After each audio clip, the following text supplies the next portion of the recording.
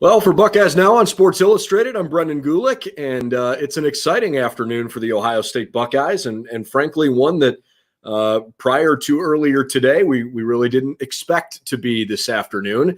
The Big Ten has announced its 2021 football schedule, which has been set for several years, but as you might imagine, with lots of things these days, especially related to COVID, things change, and they needed to make some adjustments to that 2021 schedule to make sure that they adhered to all the rules and regulations that they need to put in place to have a schedule. So they released the new schedule today, and I want to share with you the changes and kind of what I think about maybe some of the good and some of the bad for Ohio State as it pertains to those changes. So without any further delay, why don't we at least show you what that schedule looks like in case you haven't had a chance to see it quite yet. So we'll put that on screen for you. But the Buckeyes, you should know off the top, Ohio State is playing the same teams, and I think that's really important to emphasize here. But they're playing most of those teams in a different way this year. So here's a good look at the schedule grid for the Big Ten. The same 12 opponents, and it'll be 9 conference games instead of the 8 that they played this past year. The Buckeyes still have their 3 non-conference games against Oregon, Tulsa, and Akron. But with the exception of playing Minnesota in week 1 on a Thursday night, it's actually going to be September 2nd, even though you see it says September 4th over here on the left-hand side. It's actually Thursday, September 2nd. With the exception of that game, and with the exception of playing Michigan in the final week of the regular season, as they typically do, and on the 27th of November, the other 7 conference games have all changed. And so I think there's at least some intrigue there in terms of when those games are being played. Still the same teams, but let's kind of break down who's playing when. You've got the Buckeyes obviously here in this column, so Minnesota's the opener. The gray games on this slate are all away games, and so obviously one thing that jumps off the page to a lot of people, this Michigan game is going to be played at the Big House. Even though the game was canceled at Ohio Stadium this past fall, the Buckeyes will have to play a second straight time against Michigan up in Ann Arbor. Ohio State will still play Rutgers, Maryland, Indiana, Penn State, Nebraska, Purdue, Michigan State. But all of those games are now in different orders. And you'll notice the blue block here in the middle, that's October 16th. That's still Ohio State's bye week. They had that week off in the original schedule. Some of the differences, Ohio State, when they were going to play on October 2nd in the original schedule, they were supposed to play at Nebraska. Now they'll play at Rutgers. And I think it's probably better for Ohio State to play Rutgers early in the year because they're going to be coming off of 2 games that they really should handily win. I know Tulsa had a pretty decent year last year and finished as one of the better teams in the American Athletic Conference, but I'm not expecting Tulsa to be a particular problem for the Buckeyes. And obviously the challenges that Akron's had as a program the last couple of years, that really shouldn't be much of an issue for Ohio State either. Minnesota didn't come off a good year, but I still think they've got good pieces in place. I love Coach Fleck and their leadership. I think Minnesota's got a chance to still build a pretty good program, and opening with Minnesota could be a good challenge. And obviously you're going to play an Oregon team that Ohio State is, expecting should be another good team. But going back to this Rutgers game here on October the 2nd, I kind of like playing Rutgers early in the season now that they're a competitive, legitimate team. And I think it should give the Buckeyes a good measuring stick for where they are early in the season. I really don't think Rutgers is going to be, the cellar dweller in the Big Ten that they've been for a long time. And I realize that a good chunk of the success they had against Ohio State in the second half of that game this fall was probably because of some trick plays and some goofy things. But I do think Rutgers is moving in the right direction. So I kind of like that game there from Ohio State's perspective instead of playing at Nebraska there. Maryland obviously is coming off some momentum this offseason with signing a big recruiting class. Obviously, way too early to know how those players may impact the roster in 2021.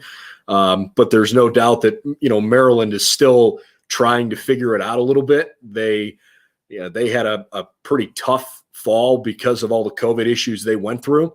They might have gotten things turning in the right direction from a quarterback spot. But I still don't think Maryland's going to be, a particular threat to win the Big Ten championship. So playing Maryland right after playing Rutgers, I think would be a good game for the Buckeyes to go into their bye week. And then things get really interesting here because you play Indiana now on the road instead of playing Rutgers out of the bye. The Buckeyes were supposed to play in Piscataway on this day, and now they're going to play in Bloomington.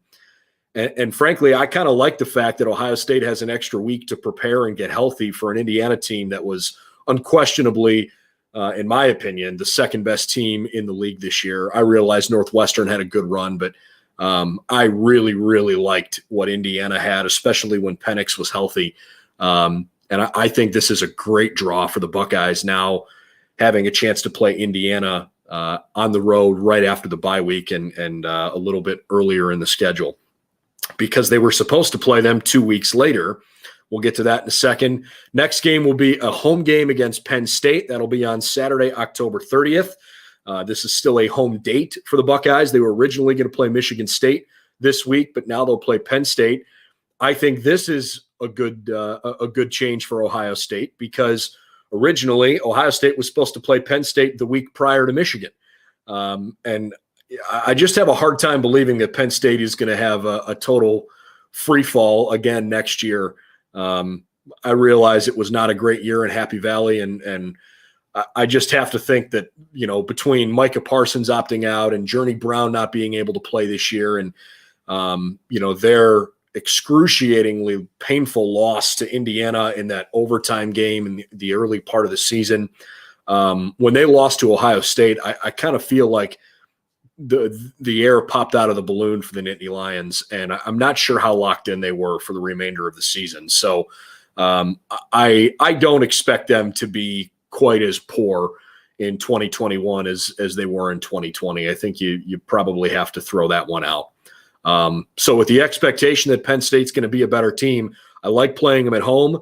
I like, if you're Ohio State and you're coming off of playing Indiana, that maybe you can get some momentum going in the second half of the season. And I certainly like not playing Penn State the week before Michigan. The following game is against Nebraska. And, look, Nebraska's kind of struggling right now. They've lost some guys to the transfer portal. They need to figure some things out. And Nebraska, I'm not really feeling particularly threatened if I'm a Buckeyes fan by playing Nebraska. So you'll play them on the road. Not a huge change, and frankly, whenever that game was supposed to be scheduled much earlier in the year, playing it now in November, I don't think is quite a big deal. You've got back-to-back home games then in the middle of November, the 13th and the 20th, against Purdue and Michigan State, and these were originally supposed to be Maryland and Penn State. Look, Purdue, I think Purdue has some talented players, but they really didn't sign a great recruiting class. I think they're going to lose some talent here this upcoming year. And if I'm an Ohio State fan, that's not a game that I feel is the same kind of trap that maybe it was a couple years ago when the Buckeyes lost in West Lafayette. No disrespect to Michigan State right now, but especially after what Ohio State did to them last year, I guess it was just a couple of months ago still at this point. Not overly concerned with Michigan State. I think they have a long way to go, although I do like the fact that they went away from Rocky Lombardi, because I actually thought that made them a better team when they did that. But Mel Tucker, I think he's got a long way to go in East Lansing. Their recruiting class coming in wasn't particularly good. The Buckeyes absolutely manhandled them last time out. I'm kind of feeling like if you're an Ohio State fan looking at those couple of games leading up to your big rivalry game, you're probably feeling pretty good about having some momentum going into that final game of the regular season. And who knows what we're going to see from Michigan this year. They've brought in a 5-star quarterback that look, is J.J. McCarthy going to be the guy next year? I guess we've still got some time to find out, but he certainly seems to have all the tools and talent. He was extremely highly recruited, and maybe he can be the guy that Michigan fans are hoping will turn around the program, but that kind of remains to be seen.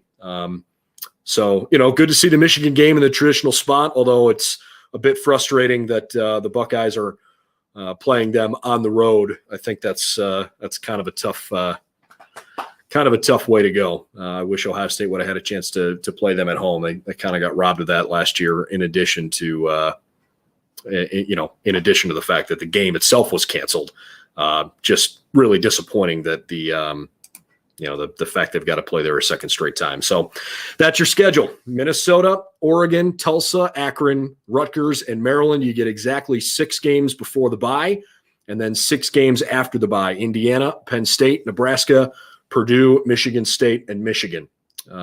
You also obviously can see the rest of the league. The non-conference games for Michigan include Western Michigan, Washington, and Northern Illinois. And I think Michigan's schedule here toward the end of the season is, probably favorable for them outside of Indiana. Leading up to that Ohio State game, Michigan probably should be good enough to beat Penn State. Michigan probably should be good enough to beat Maryland. I realize they lost to Michigan State last year. They should probably beat Michigan State. We'll see. We'll see how the Wolverines do coming out of their bye. But I think this is a favorable couple of games for them leading into the Ohio State game. The one thing I do want to point out here in the other division, this is a really tough start for Iowa. I realize they've got Kent State in a game they should win here in week 3, but you look at these 2 games here between Indiana and Iowa State. Boy, that's a tough draw. I thought the Hawkeyes were perhaps the best team in the West this year. I really thought they finished the year strong, and starting with Indiana and Iowa State could be a really tough task for them and put them in a similar hole where if they start 0-2, they'll have a couple of bye games here. I would think they'll beat Colorado State. Their rivalry game against Nebraska is back in its traditional spot. This could be a really tough stretch for them here. These 3 games in a row: Wisconsin, Northwestern, and Minnesota. But I thought that was a really tough draw for Iowa coming out of the gate with those couple games. So those are basically my thoughts here as we move our way back into now what is the full 2021 offseason. And I'm excited for the looming quarterback battle. I think Ohio State's got 3 really good options, but we got to see what they're able to do on the field, and that makes spring ball extremely important. C.J. Stroud and Jack Miller and Kyle McCord, by all accounts, are going to have an equal opportunity to compete for the job. And look, the Buckeyes certainly think they've got enough talent around whoever that quarterback is to make another run toward a national title next year. The fact is they've got to have good quarterback play, and that really hasn't been a worry for them the last 2 seasons. And so when you go through this cycle, and in college football, there's always attrition. You're always going to have to figure out how to make the new puzzle pieces fit together. The talent is there. The coaches recruited that talent, and now it's up to the coaching staff to make those players, perform at the best ability that they can and get the most out of them. And the Buckeyes are certainly going to be the favorite going back into the Big Ten season again next year after having won 4 in a row. But a lot of it's going to come down to quarterback play. And I think it's really important to see what kind of development we're going to see from Stroud and Miller and McCord this spring. If you haven't heard us talk about it already, I'm telling you, I don't think Kyle McCord is that far behind. I don't know if that means he's going to be the starter or not, but considering what CJ and what Jack unfortunately didn't have much of a chance to do this year, with Kyle McCord early enrolling, I give him a decent chance to be the guy next year. So we'll just kind of wait and see how it all shakes out. For those of you that are watching live, I know there was at least a couple of comments here. Let's kind of get to those. First one says, "It's criminal that this page doesn't have way more subscribers. Your coverage is phenomenal." Thank you. Appreciate that. And certainly hope that if you're watching and you're not a subscriber, that you would consider adding to our subscription count. We we try to put out as much Ohio State related content as we can. We cover football closely. We cover basketball closely, and certainly other big news around Ohio State. We like to promote the Buckeyes as best we can. So if there are other stories in other sports, we certainly try to pay attention to that too when those make sense. But certainly appreciate that. Thanks very much, and hope you'll continue to subscribe. If you are not watching this live and you want to drop some comments in after the fact, please do. But in the meantime, don't forget you can check us out, BuckeyesNow.com. We're on Facebook, we're on Twitter, we're on Instagram, and we certainly put up as much content as we can over on the website. Lots of great video content here on YouTube as well. So I'm Brendan Gulick. That's some instant analysis of the brand new 2021 football schedule for the Buckeyes. Again, the highlights, the same teams. They still open with Minnesota. They still close with Michigan. They still have the same 3 non-conference games, but the other 7 games in league play have been moved around a little bit. They still have the same bye week in the middle of October, but the expectations are still high. Ohio State hoping they can win a 5th consecutive Big Ten championship. Let's see. Before we hop out, we got one more comment on here from Michael Shepard. Do you know anything about whether Ohio State players and coaches will get the vaccine? That is a question that Ryan Day was recently asked during a press conference, and he unfortunately wasn't able to give us an answer. I'm sure they are hopeful that they can get it soon. In fact, I know Ohio State, as an institution, has been a vaccination site for folks that are in Columbus. I'm not sure what the athletic department's policy is right now, trying to get the student athletes and coaches vaccinated, but have to imagine that it's certainly a priority for them. But at this point, Ryan Day was not able to share any information with us on that front. So I guess from a football perspective, the good news is the season is still, several months down the road, but the idea obviously is to try to get everybody vaccinated as soon as possible. So I'm sorry I don't have a better answer for you. Frankly, it's a question that a lot of us in the media have been wondering too, and hopefully Coach Day will have a better answer for us next time around. All right. Hope to see you again next time. Thanks for tuning in, and we'll talk to you again real soon here on Buckeyes Now.